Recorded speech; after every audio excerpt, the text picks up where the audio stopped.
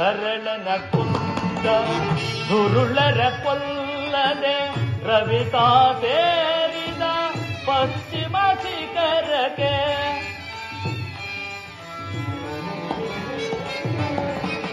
ಕರಳನ ಕುಂದ ದುರುಳನ ಕೊಲ್ಲದೆ ರವಿತಾ ಸೇರಿದ ಪಶ್ಚಿಮ ಶಿಖರಕ್ಕೆ ಪಾಟನ ಪಂತ ವ್ಯರ್ಥವಾಯಿತು ಇನ್ನು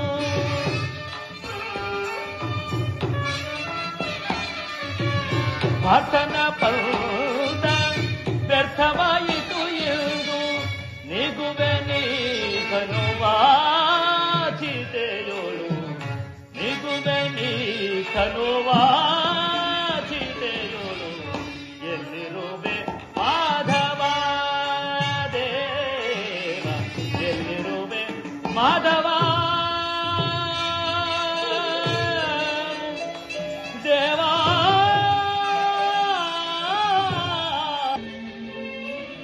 ಮಾನವನ ಘಟನಾಶಕ್ತಿಗೆ ಅತೀತವಾದುದನ್ನು ಚಿಂತಿಸಿ ಫಲವೇನು? ಭಾಮಿತ್ರ, ಕುರುಕ್ಷೇತ್ರದ ಅಂತರ್ಹಿತ ರಣದಾವು ಅಗ್ನಿ ರೂಪದಿಂದ ಪುನಃ ಪ್ರಜ್ವಲಿತವಾಗಲಿ.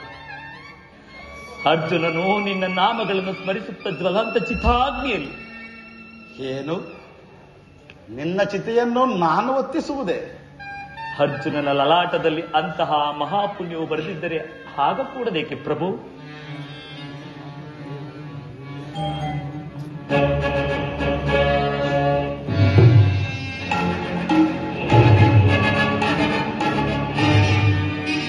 ಇದೋ ಅರ್ಜುನನಿಲ್ಲೇ ಇರುವನು. ದುರ್ಯೋಧನನ ಬಾಷ್ಪ ಬಿಟ್ಟು ಮುಂದೆ ಬಾದರು ಸೈಂಧವ. ನಿನ್ನ ಶಪಥವೇನಾಯಿತೆಂದು ಅರ್ಜುನನನ್ನು ಕೇಳು. ಮರಣಕ್ಕೆ ಸಿದ್ಧರಾಗು ಧನಂಜಯ. ನಿನ್ನ ಚಿತೆಯನ್ನು ನಾನು ಉರಿಸುತ್ತೇನೆ. ಅರ್ಜುನ, ಪ್ರತಿಜ್ಞೆಯಂತೆ ಅಗ್ನಿಯಲ್ಲಿ ಪ್ರಾಣತ್ಯಾಗ ಮಾಡು. ನೀನು ವೀರನು, 3 ಲೋಕದ ಹೊಗಳಿಕೆಗೆ ಪಾತ್ರನಾಗುವೆ. ಅದಕ್ಕಿಷ್ಟೊಂದು ಅವಸರವೇಕೆ? ಅರ್ಜುನನು ವೀರ ಶಿಖಾಮಣಿ, ಅವಶ್ಯಕವಾಗಿ ಪ್ರತಿನಿಧಿ ನಡೆಯುವನು. ನಾನು ಸ್ವಹಸ್ತದ ಚಿತೆಯನ್ನು ಉಳಿಸುವೆನು.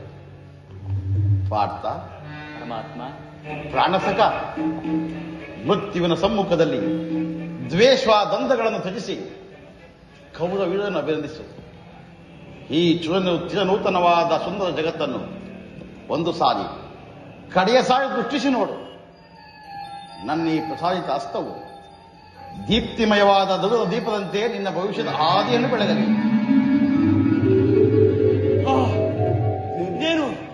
ಇದೇನು ಬೆಳಕು?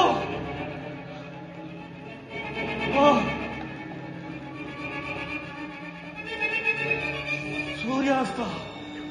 ಸೂರ್ಯನು ಸರ್ವನಾಶ. ಸಿದ್ಧರಾಜ ಮಾಡು.